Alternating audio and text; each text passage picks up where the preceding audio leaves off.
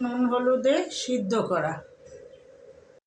4 টুকরা দারচিনি, 1 চামচ পাঁচফোড়ন, 1 চামচ ধনে, 2টো তেজপাতা, 8 থেকে 10টা শুকনো লঙ্কা শুকনো খোলায় ভেজে নিতে হবে।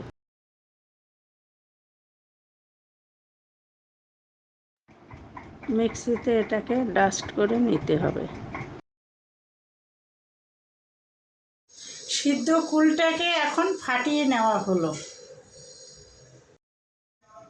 সেই ক্রাশ করা মশলাটার হাফ কাপ মশলা দিয়ে দিলাম, 1 কাপ চিনি দিয়ে দিলাম,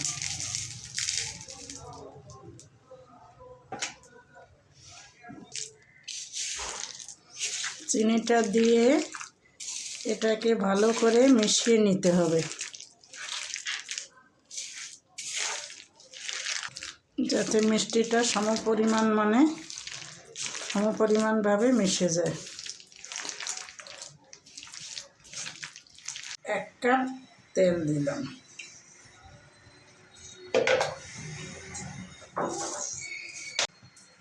সামান্য একটু পাঁচফোড়ন দিই,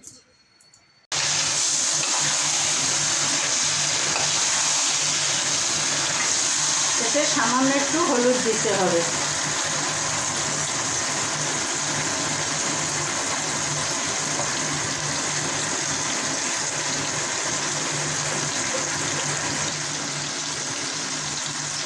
যাতে কালারটা সুন্দর আসে।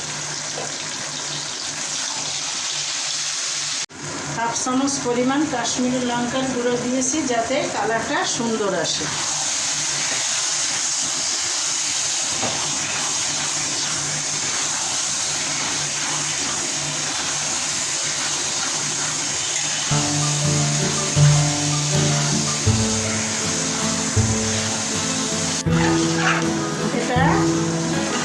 কুলটা যখন 0% জলে এসে দাঁড়াবে তখন এটাকে নামিয়ে নিতে হবে।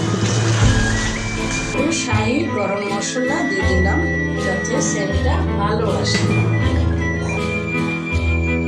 এখন 1 চামচ বিট নুন দিয়ে নাড়া দিতে হবে। আমাদের আচার তৈরি করা শেষ। আচার